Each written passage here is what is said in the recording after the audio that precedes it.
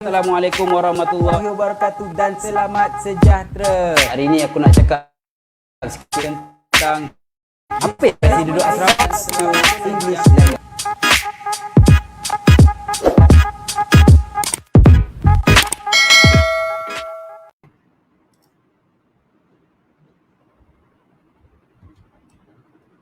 Alright, bismillahirrahmanirrahim. Assalamualaikum warahmatullahi wabarakatuh dan selamat sejahtera. Saya ucapkan kepada semua yang sedang menontonkan live Borak Santai kita bersama atlet-atlet squash negara, dan tak lupa juga kepada jurulatih negara kita, jurulatih kebangsaan kita.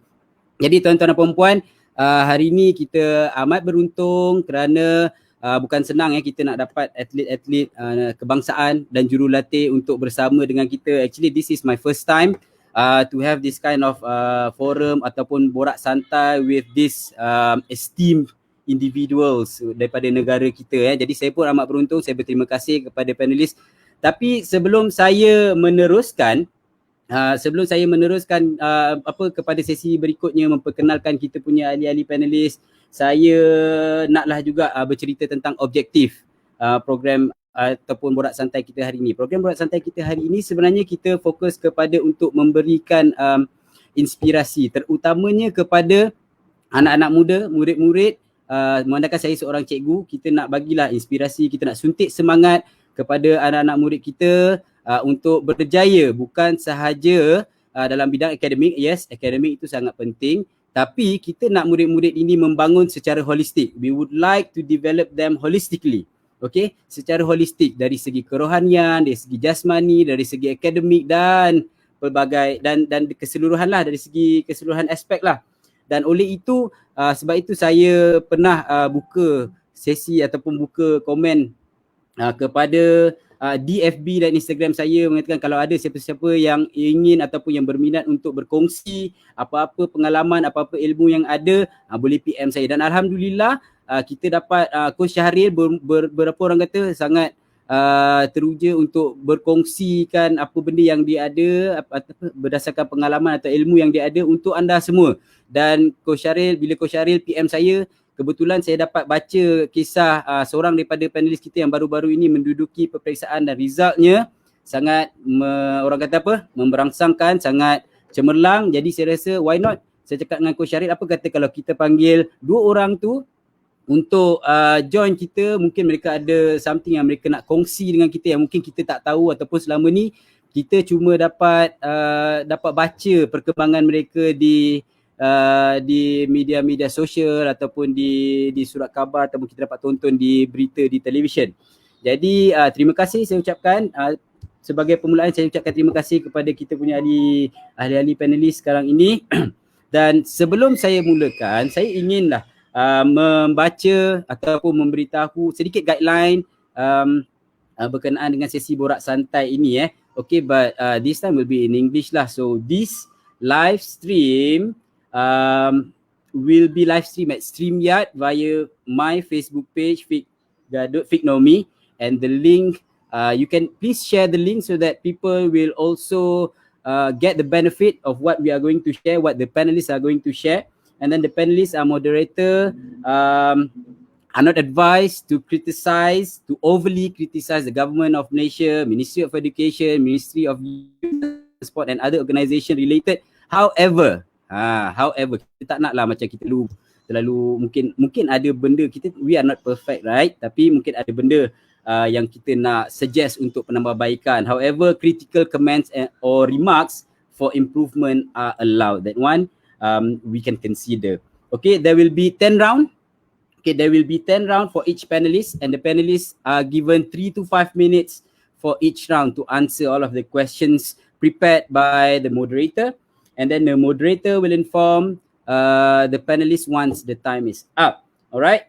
I am allowed to interrupt any of the panelists if I think that I need to, and then I will also ask additional questions if I think like they are supposed to ask additional questions. And there will be, ladies and gentlemen, the most important thing is that there will be a Q&A session towards the end of the session in which all of you are allowed, or all of you will be able to ask questions to any of the panelists today by commenting on the comment section below, and we will choose the question, okay?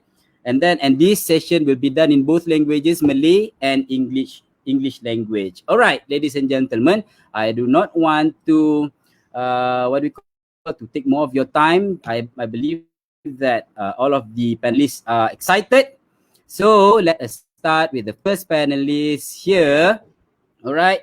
So tanpa melengahkan masa, tuan-tuan dan puan-puan, hari ini saya akan memanggil the first, kita punya jemputan yang pertama adalah, of course lah, kita akan panggil Sifu dia lah dulu untuk tampil ke kita punya live stream. Saya menjemput Coach Shahril Shahidan. Apa khabar, Coach? Baik, alhamdulillah. Baik okey. Macam mana sekarang, Coach? Apa perkembangan sekarang? Macam mana latihan dibuat di Bukit Jalil tu? Okey, setakat ni kita cuma tak boleh training dekat gelanggang. So semua aktiviti kena ada kat rumah lah. So untuk Sekolah Bukit Jalil atau program Kebangsaan, kita banyak buat Zoom session setiap petang. Zoom session Ya. Okey, baik Coach. Terima kasih. Okey, tanpa melengahkan masa lagi, kita pula akan menjemput the next pemain, apa orang kata, kita punya jemputan yang kedua. Saya persilakan saudari Lai Wen Li. Adik Lai Wen Li. Adik Wen Li, apa khabar? Hi everyone, I'm good. I'm in the United States right now. So how is it like in United States? Everything is good. It's going well, and mostly everyone here is vaccinated. So everyone vaccinated, yeah, that's so mostly fast. everyone. Yeah. Alright, thank you, Adik Lai Wen Li. And then the next one is Adik Yee Xin Ying. Okay, bagi siapa-siapa yang tak tahu Adik Yee Xin Ying ni, dia ada nickname tau. Nickname dia adalah, what's your nickname? My nickname is Yang Yang. Yeah, people call you Yang Yang. So how are you, Adik Yang Yang? I'm fine. I'm at my hometown now, Sabah. So have you been training lately? Ada training ke? Yeah, through online lah, Zoom session. Online. Okay, Zoom session with Coach Shahril and all lah. Alright, thank you Adik Wen Li. Okay, tuan-tuan dan puan-puan, hari ni kita ada, saya tak nak berlengahkan masa sebab kita dah ada semua panelis kita dekat sini hari ni. Jadi kita nak tahulah sedikit sebanyak latar belakang. We would like to know a little bit of your background. A little bit of your background. When did you start playing squash? And then the history, your high school, and then the highest achievement, and anything that you think you might want to share with us lah.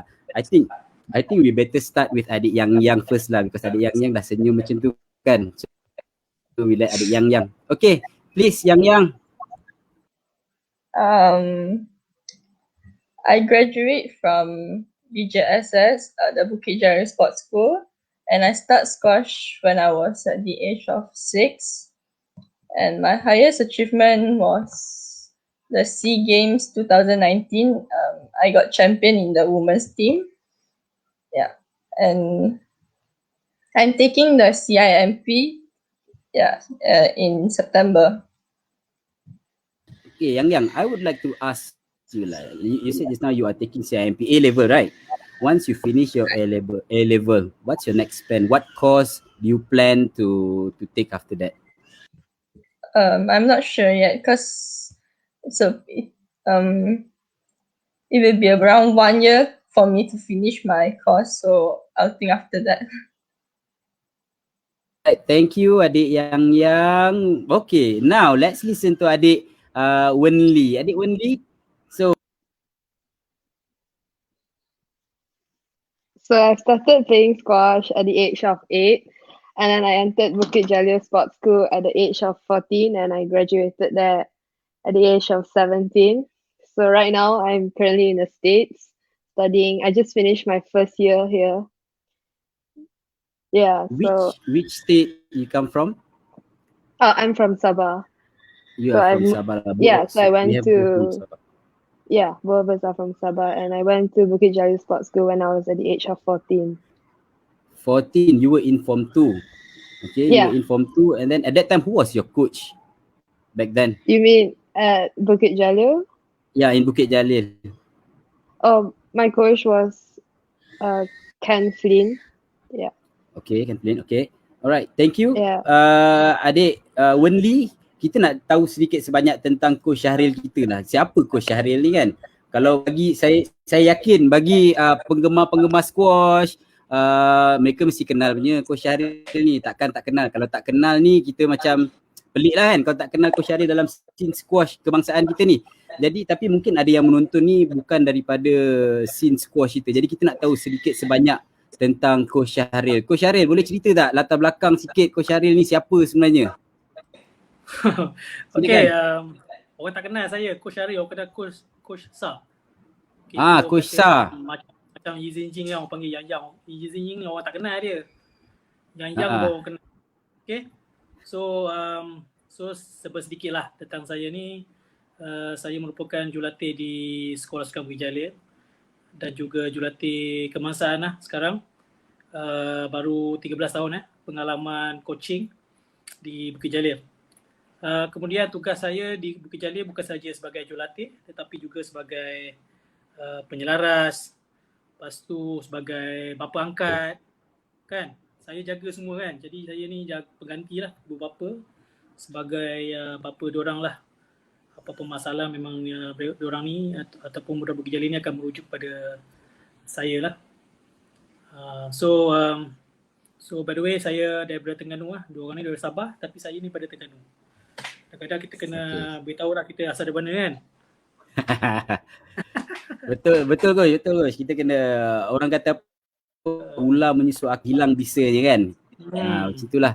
Okay, saya nak tanya lah sikit lah. Saya nak tanya pada either adik Yang dengan adik adik Yang dengan adik Wen Li.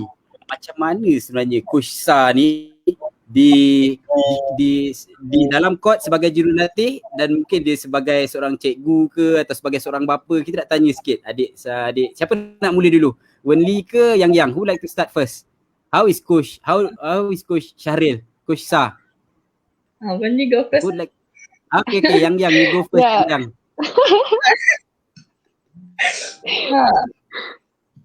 For me, Coach Shai is like a very responsible person. Like he take care of us in KL like very well. Like if I have any problem, I'll go and find him, and he will solve the problem with me lah. And I do really like to train with him in the court. You don't really like to train with him in the court. Why? I do really like. Oh, you do really like. I heard like you don't really like. So that's why I would like to know. Kita selalu dengar yang baik je tau pasal Coach Sa ni. Kita selalu dengar yang baik. Kita nak juga dengar dia kata I don't really like kan. I was triggered tau. I was really triggered. I don't really like. Okay, that's interesting. Alright, Wen Li, what do you think of Coach Sa? I know him since I was 14, and back then he used to be very strict in school. But then as the year passes, I've been training with him, and he's really nice. Like, yes, in court he's very strict. Like, he really focuses on our objective. But outside the court, he's like a father to us, like a friend, like a coach, a friend, and a father, where we can just share anything we want to him, and he will actually help us. So like right now, I'm in the States. He will actually also text me every time and ask me how am I doing. Yeah, so I really appreciate like what he has been doing for me. More like father lah kan, father figure. Yeah, like father, friend, like yeah. Because I sometimes observe these coaches, especially Coach Salah, of course, he's one of the coaches that I look up to kan. So I really like the rapport that he built between him and all other players tau. Saya rasa macam dalam tegas dia ada sayang macam itulah. I don't know but just now you said it, I think I got it right lah. Okay, Coach Sa, kita nak bercakap tentang sokongan untuk seorang atlet, untuk seorang jurulatih itu berjaya, especially atlet lah. Kalau kita tengok kita nak tengoklah sokongan daripada ibu bapa, peranan ibu bapa, and then peranan persatuan sukan dekat dalam negara kita ni. Macam mana, apa kepentingan sokongan daripada mereka ini kepada perkembangan atlet dan perkembangan jurulatih itu sendiri. Coach Sah mungkin nak cerita sikit Coach Sah. Uish, panjang soalan tu. Okey, jadi Panjang. Okay. Alright. So saya, walaupun saya seorang jurulatih, tapi saya juga seorang guru lah. Cuma saya tak mengajar lah. Sebelum ni saya mengajar. Jadi sekarang ni saya dah full time jurulatih. Jadi saya punya tanggungjawab sebagai cikgu. Tanggungjawab saya sebagai orang kata wakil lah daripada ibu bapa. Saya perlu bertanggungjawab lah apa yang berlaku di Sekolah Bukit Jalil. Jadi saya punya aim saya ialah untuk memastikan semua atlet squash lah kena balance akademik dan juga sukan lah. Jadi diorang tahu macam mana saya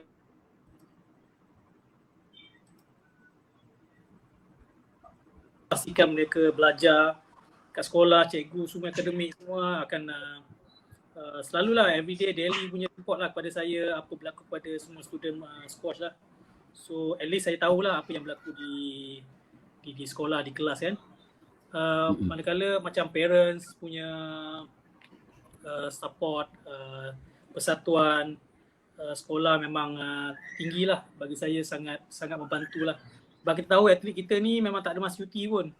Cuti diorang dalam court dah. Waktu cuti je memang tournament. So memang kalau kita tengok parents memang banyak berkorban lah dan sangat memberi sokongan lah kepada anak-anak, kepada saya, kepada sekolah dan juga kepada persatuan. Jadi semua memang memberikan peranan lah untuk kejayaan atlet kita di Sekolah Sukan Bukit Jalil.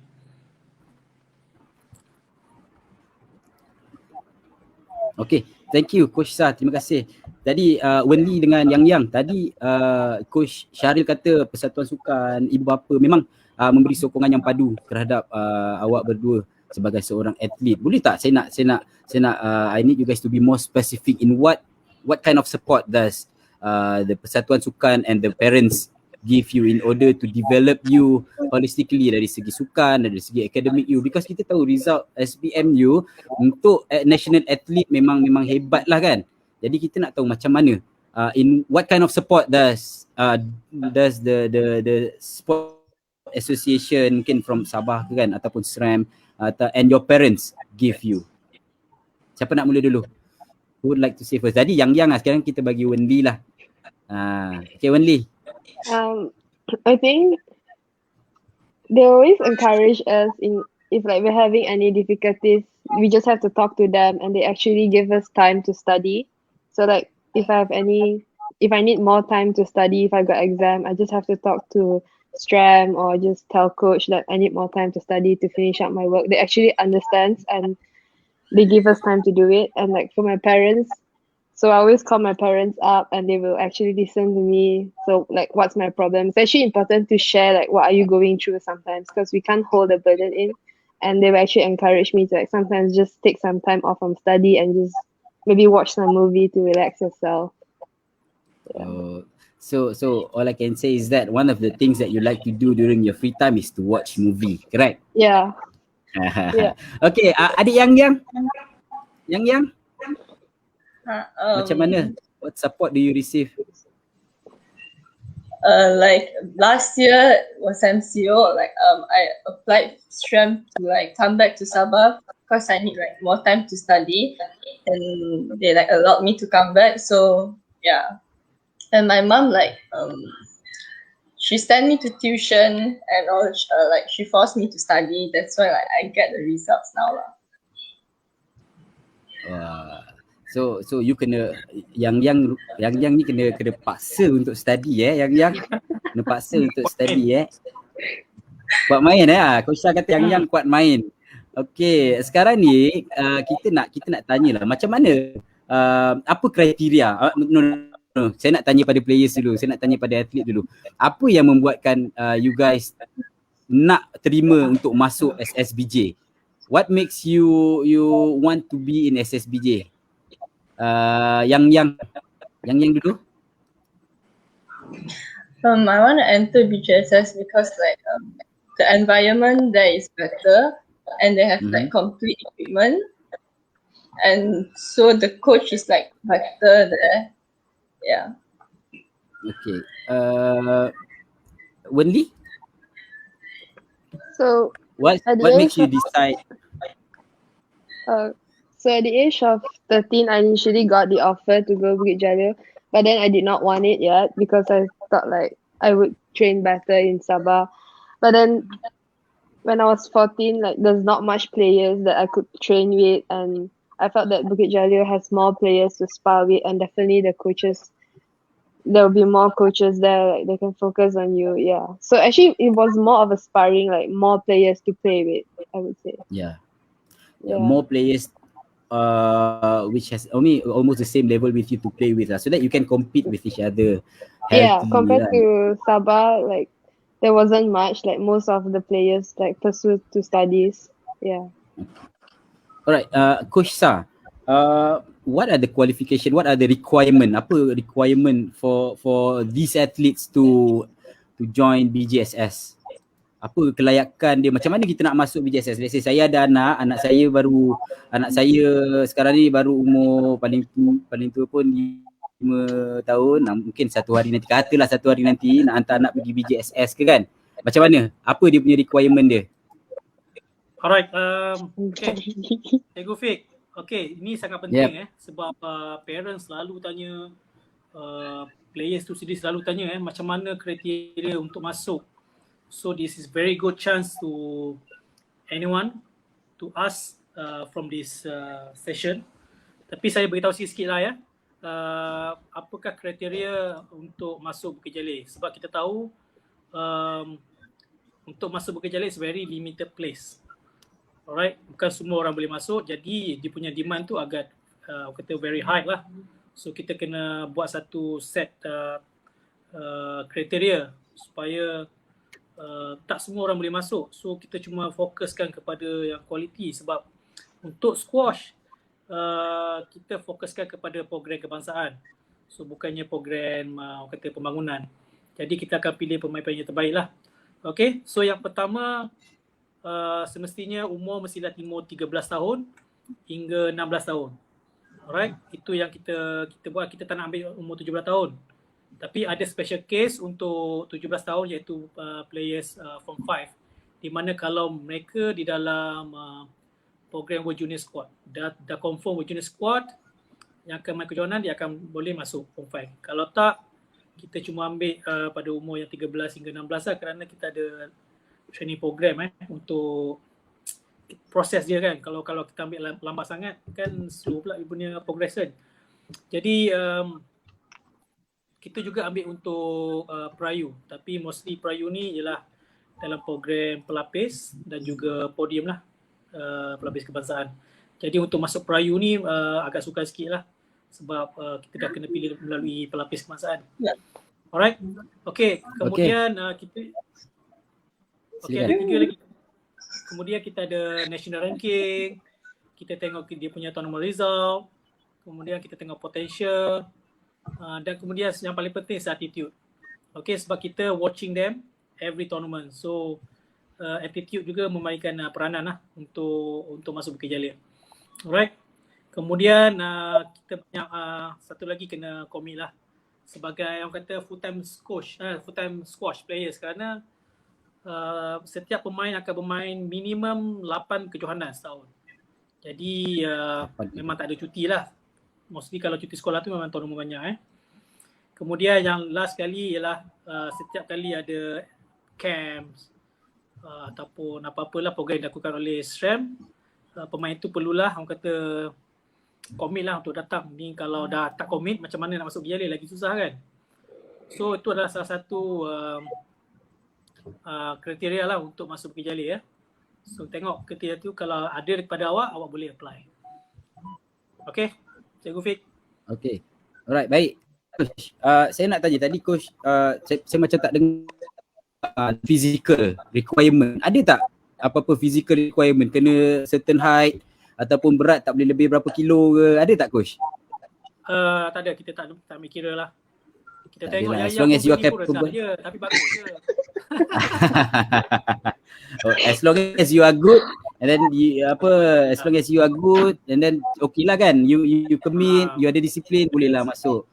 Saya nak tanya Coach, Saya nak tanya coach lah tentang tadi coach ada sentuh sikit lah, tapi saya nak if you don't mind we go deeper on the coaches and the teachers roles. Sebab sekarang ni as far as I am concerned, there are a lot of teachers out there who are in charge of sports development. Ada banyak cikgu-cikgu yang terlibat dengan program pembangunan, dan ada antara mereka juga yang merupakan coach. Jadi apa dia punya peranan sebenarnya? Macam mana seorang cikgu atau seorang coach dalam kalangan cikgu tu boleh membantu peningkatan prestasi dari segi sukan? Boleh tak Coach Shah cerita sikit? Okey, kita kena tahu saya sebenarnya bukan saja jaga Bukit Jalil ataupun sini, saya juga dalam kata program pembangunan. Sebab sebelum ni saya pernah share kepada terutama sekali pusat latihan daerah, iaitu booklet iaitu panduan kepada guru-guru untuk macam mana untuk merancang program latihan. Sebab sebagai jurulatih yang ada guru lah kan. Sekarang ni memang saya fokuskan guru untuk melatih, walaupun sibuk dalam akademik, tapi mereka juga boleh melatih apabila ada masa lah, biasanya pada petang lah. Jadi yang booklet tu yang saya bagi, buku panduan tu sangat baik untuk guru-guru melihat ataupun sebagai panduan lah. Jadi sebagai jurulatih kita tahu tugas utama kita ialah merancang program latihan untuk semua orang lah, untuk semua orang, dan kena pastikan atlet diberikan akses lah. Bukan saja dalam squash tapi juga dari segi fizikal semua. So kena pastikanlah sebagai jurulatih kena ada itulah.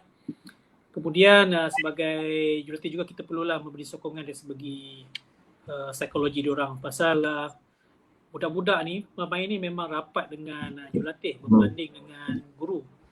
So kat sekolah pun kalau cikgu PJ pun memang budak-budak selalu kata selesa lah untuk bercakap. Jadi advantage-nya cikgu dan juga menjadi seorang jurulatih ialah budak-budak akan lebih yakin untuk berkongsi. Alright. Saya nak tanya adik Wen Li. Wen Li, how did you start playing squash? Macam mana you boleh mula main squash ni? Dekat sekolah ke, atau maybe you have brothers or sisters or parents who play squash as well? Yeah, I have a brother who's playing squash when he was young, and he will always travel alone. Travel for tournaments, and then I'll be left alone at home with my sister. But then my sister has always like classes, so and then I always envy my brother traveling. So my parents told me like if I want to follow my brother, I would have to like take up this sport, and ever since it became something I like, and then I continued training, and this is where am I today. Yeah. And congratulations, you managed to travel far. You're now in the States. Yeah, thank you. Saya difahamkan adik yang ni dulu game dia bukan squash kan, Coach Shah. Dia punya game dulu bukan squash. Saya Coach Shah yang cerita kat saya, dia main badminton ke dulu, betul tak? Kan yang macam mana macam mana you boleh get serious in squash? Siapa yang encourage you to get serious in squash? When I was 7 or 8 Coach Navi came to Sabah, and that time I was playing squash and ping pong, but then my swing like a bit cacat like if I play ping pong and squash together, so my coach asked me to drop one spot down. That time I'm more into squash, so I choose squash. Yalah, because basically the basic swing for ping pong kan macam tenis kan, a little bit like tenis kan. Yeah. So kalau you guna squash, you hit bola squash macam tu, macam yalah, like you said just now lah, macam cacat lah sikit kan. So I think you made a wise decision lah yang to get yourself focused in squash, and now you have proven that. Mesti ada orang juga cakap you better play ping pong lah kan, but now you have proven that you have made the right decision. Kita nak tanya adik-adik dua orang ni tentang mereka punya long term goal. Sebagai seorang individu, tambahan pula, mereka ni adalah atlet, mereka mesti ada long term goal. Takkanlah, tak apalah, let's see lah where I go. Mesti you tak boleh macam tu. So kita nak tahu adik yang what is your long term goal? My long term goal, I'll be still a professional squash player, but I'm not sure whether I'm in Malaysia or in the US with Wen Li. But yeah, I hope I get into the top 50 in 5 years or 6 years time. Yep. And I hope my squash is like getting better. Top 50 in 5 or 6 years time. I think that's realistic kot untuk someone like Yang. I think I know, saya boleh tengok kot Yang punya. Coach Sa, kita doakanlah semoga impian Yang terdapat top 50 tu tercapai. How about adik Wen Li? What's your long term goal? Definitely, I will also want to pursue my career as a professional squash player. However, that also depends like what's my ranking in the next few years. So like these 4, 5, 6 years, I will actually see where would my ranking be, and I would like to break like top 50 maybe in this 1 year or 2 years. Yeah. Top 50 in 1 or 2 years. Okay, I was informed that you are now in Cornwell University, right? Together with you, if I'm not mistaken, you have Siva Sanggari. I think that's a good sparring partner that you can training and practice together. It's possible, good. It's possible kan for you to break into top 50. It's not easy because we have classes and we also have college matches. So there's certain tournaments that we can't participate, and in order to boost our ranking, we have to participate in those tournaments. One more thing, adik Wen Li, can you please tell us a little bit about your routine there in Cornell University in the States? What's your routine? How many hours you train? When do you rest? So I have my class from 8 a.m. to around 11 a.m. Then I will have my morning session around 11:30 to 12:31, and then I will have my lunch, my rest. Like I'll do my homework, and then we'll start our training around 3:34 towards 6 o'clock, and then at night we will have our dinner, and from that onwards I'll just do my homework, study, and rest. And it's the same for every day. Yeah, I think it's quite packed. Yeah, it's fixed. Like it's already fixed. Lah, so you just have to schedule. follow it. Yeah. Okay. Alright, now we are going to move on to the next one. So the next is the contribution. We would like to know the contribution to the society. Kita nak tahu contribution. I'm sorry, I'm actually having a technical problem here. I cannot add in. Okay, just for a while. Let me fix this thing up.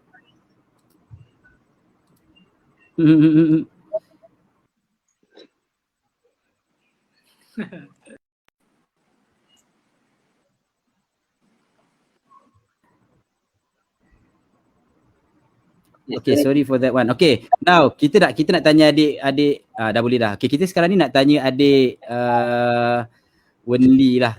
Adik Wen Li continue lah. Kita nak tanya what's your, okay, if we can see, kalau kita boleh tengok kan, Nicole and David, she retired, she gives back to the society, basically mainly on women empowerment, encouraging women to go further kan. So what's your plan to contribute to the local society? Doesn't matter lah if it's now or later when you are retired. Do you have any specific plan?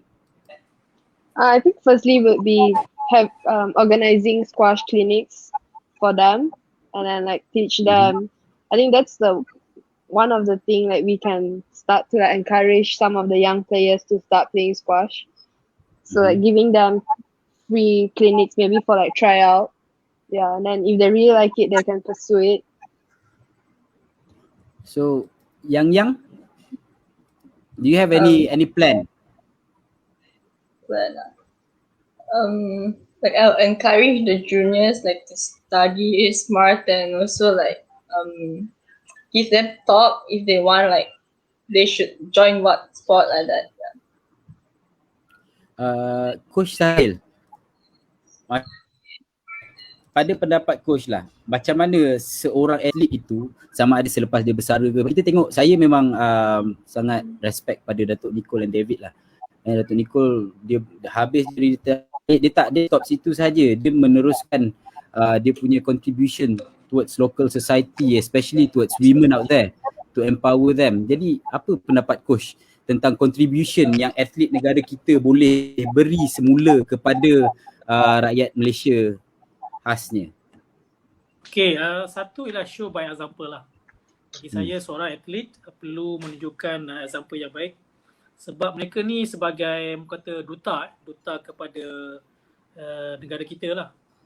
Jadi sebagai atlet ataupun ahli sukan, kita perlulah memberi sesuatu lah, sebab kerajaan telah berikan banyak funding kepada atlet sukan. Jadi bagi saya banyak cara yang kita boleh memberi sumbangan. Contohnya kalau squash ni like Wen Li and yang say it's a free free squash clinic, ataupun pergi kepada daripada kebajikan untuk membantulah daripada kebajikan ke, so involve with that supaya kita memberikan satu example lah kepada orang lain, orang luar, di mana sebagai duta lah, orang sukan ni biasanya duta kepada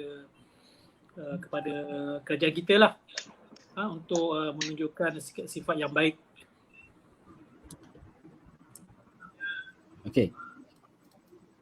Okey, terima kasih Coach Shahril.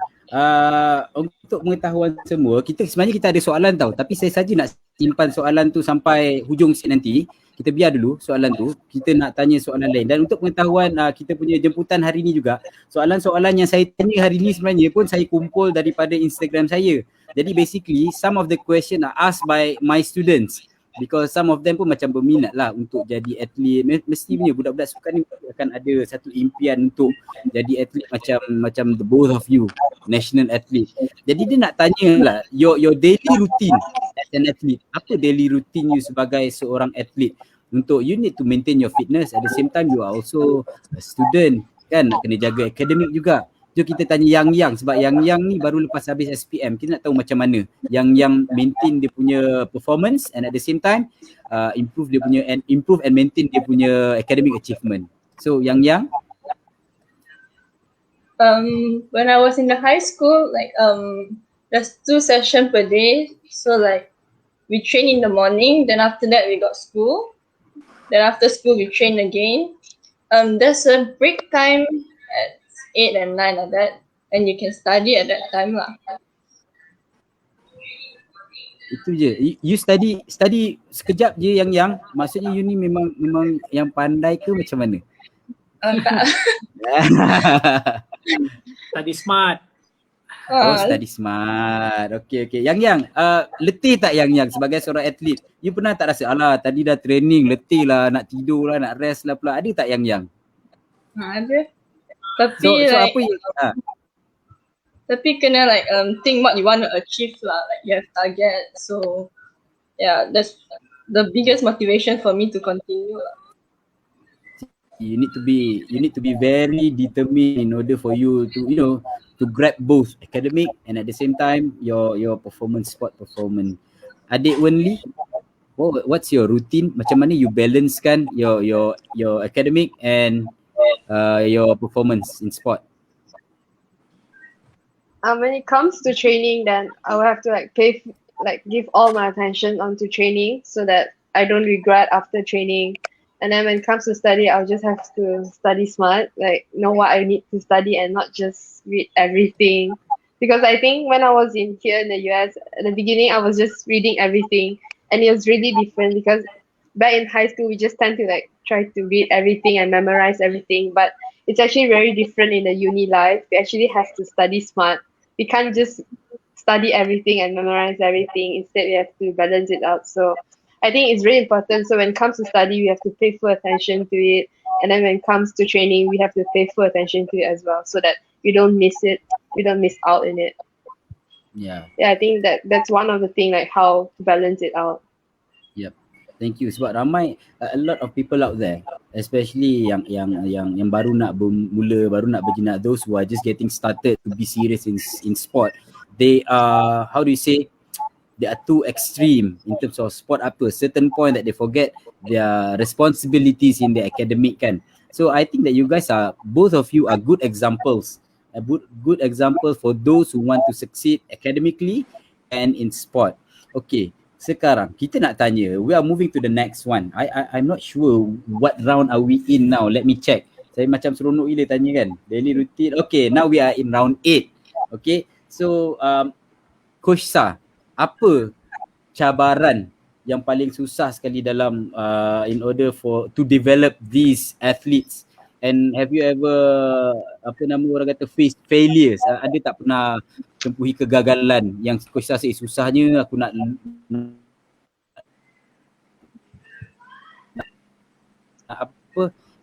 atasi kegagalan?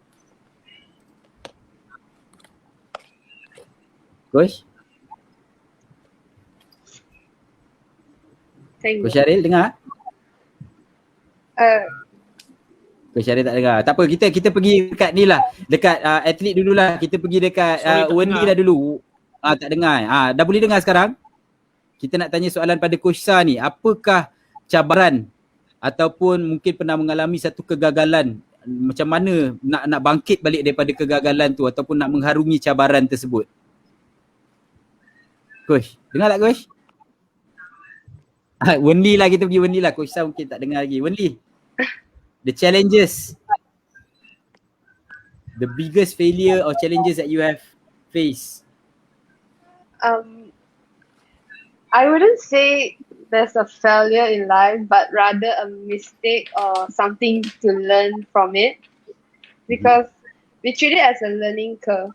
That's what I prefer to see it as.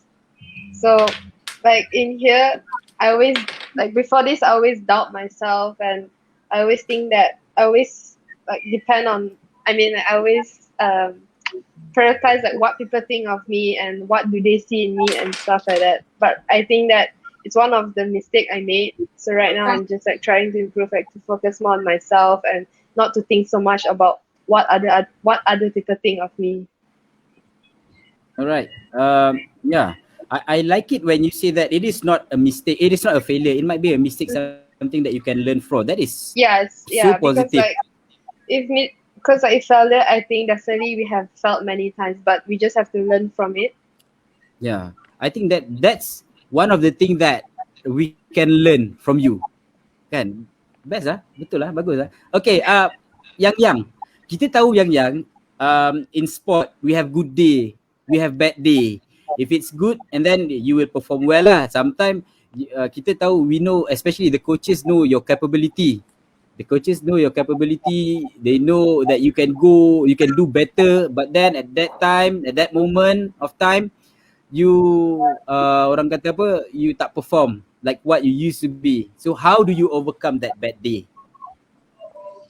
I'll try to ignore what they like think of me. So like I just focus on what I want, and like I don't really care what they say lah. You don't really care what they say, including your coach or what? No, it's like I do care, but like I try to ignore those bad vibes one. Oh, the bad vibes lah. So you just focus on positive side, on how you can improve your next game and be focused like that, right? Okay. Moving on to the next one. Coach Sa, are you with us? Dengar tak? Okay, dengar. Okay dah.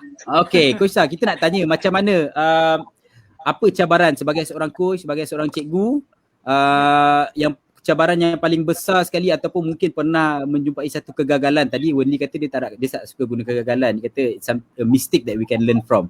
Ada tak Coach Sa kegagalan ataupun cabaran yang susah sekali nak overcome, dan apakah cabaran itu? Okay, sebenarnya saya tak suka kata buat kesilapan. Jadi saya selalu menggunakan kesilapan orang untuk meningkatkan saya punya kualiti lah, prestasi lah. Jadi untuk saya tak nak buat mistake, saya akan gunakan kan kita selalu bersama dengan setiap jurulatih. Jadi cabaran orang lain tu yang membuatkan saya belajar sebenarnya. Jadi selalu ambil langkah selamat lah. Okay. So I learn from the others mistake lah mostly. Tapi yang saya juga ada cabaran dia lah. Pada permulaan coaching saya pada tahun 2009 tu, dulu tak banyak sokongan student atlet. Maknanya nak jadi atlet tak boleh jadi student sebelum ni. Okay, selepas form 5 saja kebanyakan atlet akan give up. Sebab tiada peluang untuk teruskan dalam squash. Jadi dalam masa these 5 years saya tengok ramai atlet-atlet. Saya berjaya lah, saya rasa saya berjaya meyakinkan persatuan ibu bapa di mana bila belajar masih boleh lagi untuk teruskan bermain. So kita bagi contoh Wen Li, kita ada contoh Yao, Siva Sanggari. Walaupun diorang walaupun masih belajar, tapi diorang masih lagi compete dalam high level lah. So itu saya rasa satu momen lah yang terbaik. So cabaran dia the first 5 years I coaching, so itulah I fighting for lah supaya melahirkan student athlete sehingga sekarang. Okay, terima kasih Coach Sa. So saya nak tanya dua orang. Kita tanya Wen Li lah. Wen Li, so far are you satisfied with what you have achieved? And then where do you see yourself? Tadi kita dah cakap Wen Li nak tengok dalam masa 1 tahun dia nak break into top 50, world top 50. 1 to 2 years. Oh, 1 to 2 years. Okay lah, 1 to Yeah. 2 years lah. That doesn't matter. Sebab soalan saya is not 1 to 2 years. My question will be in 10 years time.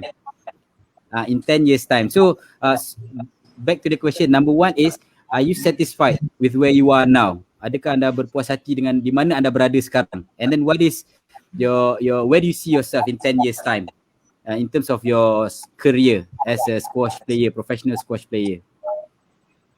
Right now, I'm really happy with where am I because I'm given the opportunity to study abroad, and it's a high level university, and I get to play squash in a high level too. So I'm really happy that I managed to do it.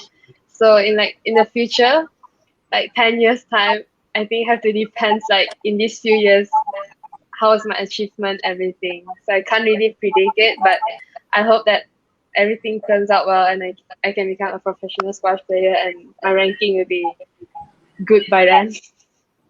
InsyaAllah, we will always pray for you. Kita peminat squash dekat dalam Malaysia ni, we will always pray for you. Yang, are you satisfied with whatever you have right now, whatever you have achieved right now? And where do you see yourself in 10 years time? 10 years time is pretty long from now, so I hope I still playing squash, and can't really predict much because it's very long from now. Okay, cannot predict. Are you satisfied with your achievement right now? Yeah. Yeah, satisfied. Coach Sa, kita nak tengok dalam masa 10 tahun lagi. Adakah Malaysia boleh melahirkan lebih ramai Nafizwan, Datuk Nicole and David, Eng Yen Yao? Kita ada tak potensi untuk melahirkan player-player hebat sehebat Datuk, especially Datuk Nicole and David lah, and Nafizwan? Okay, for sure. Kita memang sentiasa belajar daripada coaching, kita sentiasa belajar macam mana untuk melahirkan ramai lagi players. Memandangkan pemain-pemain seperti dulu macam Nafizwan, Beng Hee yang dulu sebagai pemain senior kita lah, sekarang dah terlibat dengan dalam coaching kan. So banyaklah Azlan Iskandar. So banyak sharing daripada diorang macam mana nak melahirkan ramai lagi pemain-pemain yang top lah. Jadi semua dalam proses. So bagi saya dalam masa 10 tahun dengan apa yang kita lakukan sekarang ini, saya yakin kita boleh melahirkan ramai lagi lah. Okay, walaupun perempuan ataupun lelaki memang kita akan lahirkan ramai lagi. Sekarang kita on track untuk melahirkan ramai pelapis. Okay, cuma kena pastikan ataupun persatuan kena pastikan atlet ni diberi sokongan dalam belajar dan juga bermain. Kalau kita nak diorang main saja, mostly diorang akan give up. Sebab mostly the players are very good in academic. So diorang akan pilih akademik for better future. Jadi untuk bagi saya persatuan ataupun mana-mana lah agensi mesti memikirkan lah supaya kedua-dua ini perlu diambil berat untuk melahirkan ramai lagi pemain. Baik. Okey, terima kasih Coach Sa. Saya sebenarnya nak cerita panjang lagi, nak tanya lagi sebenarnya tentang pembangunan kan. Tapi saya rasa itu mungkin kita kena fokus pada pembangunan saja sebab soalan terlalu banyak. Pasal pembangunan ni banyak. Mungkin saya kalau lah Coach Sa ni sudi kan, nanti kita akan panggil Coach Sa lagi. Kita cerita pasal pembangunan sukan aja, dan kali ni insya-Allah kita tak akan panggil squash je, kita akan panggil sukan-sukan lain macam bola sepak ke, mungkin kita akan panggil individu-individu daripada sukan rugby ke. Kita nak tengok macam mana pembangunan sukan squash, pembangunan sukan rugby, pembangunan sukan bola sepak, contoh. Dan kita nak belajar antara satu sama lain. Mana tahu satu hari nanti kita dapat melahirkan a lot more world number one kan, world number one. Kita tak tahu, mungkin Wen Li pula lepas ni world number one kan, kita tak tahu, we hope so, ataupun yang kan. Kita tak tahu, tapi we are very optimistic, and I personally as a squash enthusiast memang mendoakan yang terbaik untuk you guys lah. Okay, sekarang ladies and gentlemen, kita nak pergi kepada soalan sebab lepas ni kita ada lagi satu saja soalan. Jadi kita akan tengok soalan daripada penonton kita. Okay, yang pertama sekali. So soalan ini daripada I think this question is for Yang kot. Yang, this question is asked by Siva Sanggari Subramaniam. Siva Sanggari tanya you soalan Yang. Will you be going to the US also? Depends on my CMP results. So if you are given choice, where will you go? Kalau awak diberi peluang. Cornell, please. Yeah, maybe I'll go to the US. Maybe you'll go to the US. Maybe lah. If Okay. I given Itu ada komen ni, Haji Omar kata Wen Li ngantuk tu. Okay, kita nak tengok lagi soalan. Okay, ada soalan daripada Abang Zack Ketu. Okay, dia tanya pada Coach Shahril. Coach Shahril, saya nak tanya, dekat Sekolah Bukit Jalil ada ke bidang sukan tinju? Okay, untuk tak silap saya dulu ada, tapi sekarang dah tak ada program tinju dekat dekat Bukit Jalil. Tapi itu bergantung kepada Persatuan Sukan Tinju. Kalau ada program, Persatuan Tinju bolehlah request dengan bahagian sukan KPM untuk memasukkan atlet ataupun sukan tinju di Sekolah Sukan Bukit Jalil. Kerana saya tahu sukan tinju ni di Keramat, latihannya di Keramat. Jadi mungkin itu satu kekangan lah kalau duduk Sekolah Bukit Jalil untuk pergi pusat latihan di Keramat itu agak jauh. Jadi itu mungkin boleh dibincangkan melalui Persatuan Tinju dengan bahagian sukan KPM. Okey. Terima kasih Coach Sa. Soalan seterusnya kepada Wen Li, ditanya oleh Siva Sanggari lagi sekali, tapi this time around saya nak include both questions lah. How do you get into Cornwell University? Susah ke nak masuk Cornwell University? So what are you studying in? Course apa yang you study dekat Cornwell University? Susah ke nak masuk? Gitu. It is, to qualify to everything, it definitely have a lot of challenges you have to face. So firstly, I have to take what is Yang is going to take, which is the CIMP. Or you can take A-levels as well. So I took the CIMP and then I have to take the SAT. So and there's a certain score that you have to achieve in order to get into it. And then obviously you have to do well in your squash so that the coaches will look into you and they will want you. So right now I'm still deciding my major. I'm not really sure what's my major. I'm deciding between global development and information science. So I'm gonna my next semester I'm taking a few classes in information science and I'll see how it goes and whether I like it. If I really like it, I'll just pursue in it. Alright. I think you have a very specific plan. You have two options, and then you are considering between two of the options. I think that's a good thing for you. Okay. Now, what makes you guys determined to continue playing squash and sacrifice your teenage life for squash? Did you guys sacrifice your teenage life? Siapa nak jawab ni? Who would like to answer? Yang or Wen Li? Cuba. Okay, yang ke yang.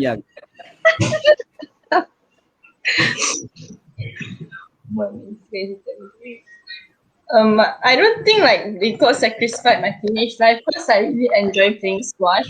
Like for me, like squash is my life, so maybe that's one of the biggest motivations for me to play squash. Like I love the sports. Yeah. So are you saying that squash is actually your teenage life?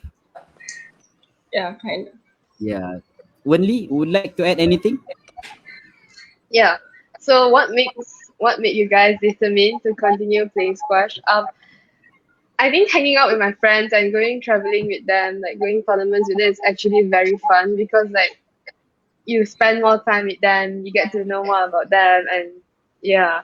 And I don't think like we actually sacrifice any like teenage life because during the weekends we can actually hang out with our friends because like on Saturday we only have one session, and then from Saturday afternoon until Sunday we're free, so we can actually do anything we want with our friends. So but then like during MCO when we did not have the chance to play squash, we actually feel so boring at home. So I don't think like we miss out anything. Yeah. Okay. Coach Sa, ada satu soalan ni Coach Sa.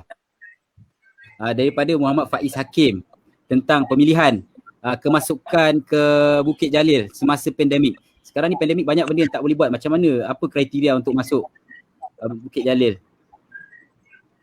Soalan dia. Okay, so apa yang kita buat pada tahun lepas semasa MCO tu, biasanya pemilihan masuk ke Bukit Jalil kita akan panggil dua fasa. Maknanya kita akan invite potential players yang kita dah nampak so kita panggil untuk fasa pertama dan fasa kedua. Tapi untuk tahun ni memang kita tak akan ambil tidak akan ambil mana-mana pemain kerana ada beberapa kekangan lah. Satu ialah tak ada tak boleh panggil untuk sesi pemilihan, tiada tournament, tiada result. Jadi kalaulah berlaku lagi MCO pada tahun ni, mungkin kita akan menggunakan ataupun ikhtiar lain lah. Apa yang kita buat tahun lepas, kita minta coaches ataupun persatuan negeri menghantar video latihan. So kita tengok dari situ dari segi skill dia, dari segi potential dia, dari situlah.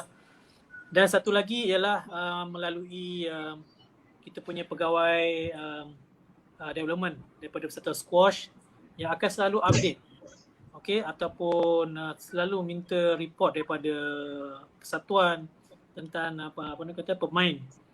Kalau dari situ tiada report yang baik, players ni tidak ada training, tidak melakukan sesuatu semasa MCO, maknanya mereka tidak ada begitu banyak komitmen.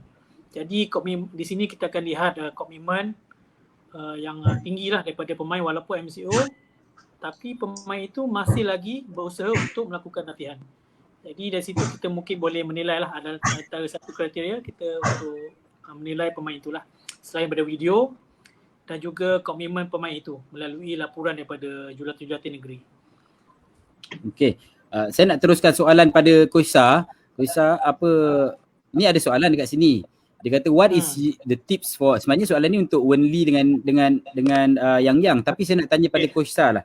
Bilakah masa yang paling sesuai untuk seorang anak-anak kecil ni untuk mula main squash? Berapa tahun umur yang paling sesuai untuk mula main squash?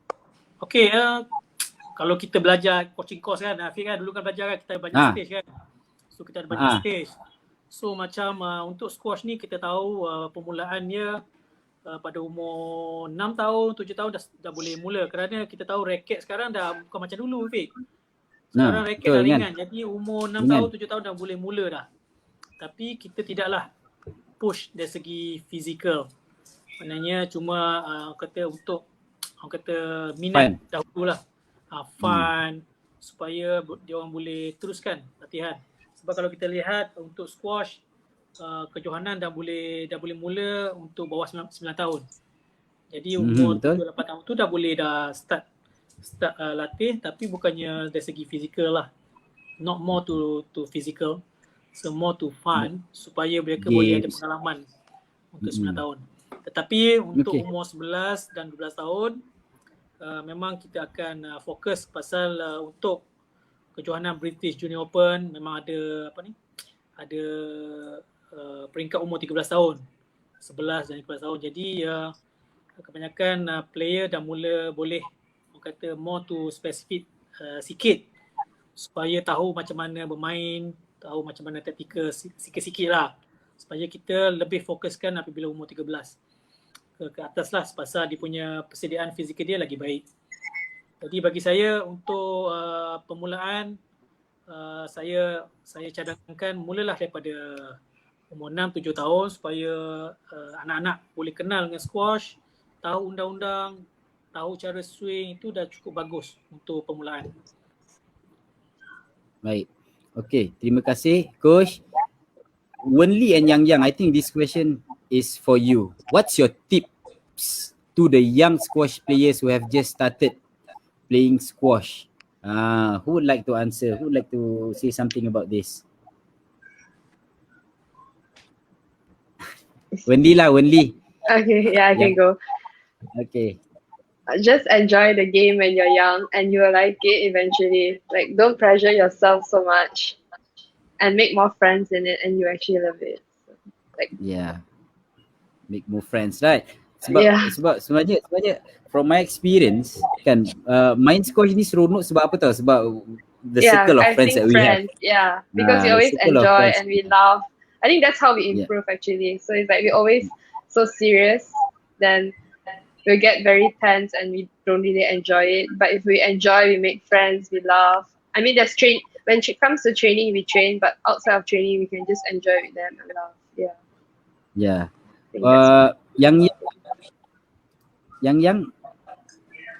your tips? Like don't just only look at the results. Like you have to enjoy the progress when doing training or tournaments.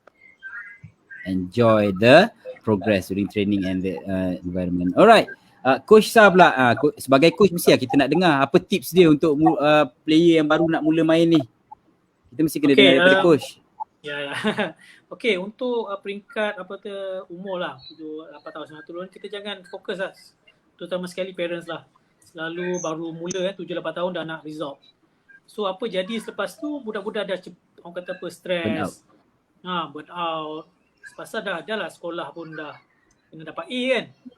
Bila sukan pun nak menang. So the process tu kena ada lah. Bagi saya untuk menggalakkan lagi young squash player untuk furthermore in squash, pastikan mereka enjoy dan jangan fokuskan kepada result semata-mata lah. Okay, supaya enjoy. Bila enjoy, automatically the improve there, the results there. So make sure they have fun, enjoy dengan kawan-kawan. Itulah bagi saya fokus on that first for the young squash players. Okay, saya ada tertarik dengan satu komen ni lah. I think this is a shout out to SRAM and all the coaches lah. I think I need to share this one because we need to somehow recognize all the efforts made by the SRAM and the coaches. So Malaysia is a blessed land for squash. Thanks to SRAM for the junior development program. Thanks to all coaches for the guys both in and off court. Congratulations to SRAM and all the coaches of squash in Malaysia.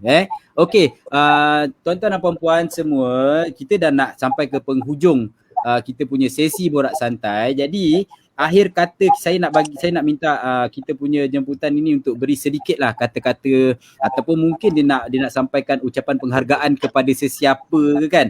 Jadi kita minta kita mula dengan adik Yang dulu. Tadi kita dah adik Wen Li, adik Yang. If you would like to deliver any message or advice or you would like to convey your hopes to anybody, mungkin you nak sampaikan, you boleh sampaikan dekat sini Yang. Baca ucapan lah, sepatah dua kata lah. First of all, thanks for having me, and like advice for the like juniors. I hope you guys like study smart and like make good choices. Like make your choice wisely lah.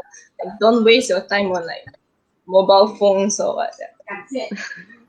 Okay, thank you adik Yang. How about adik Wen Li?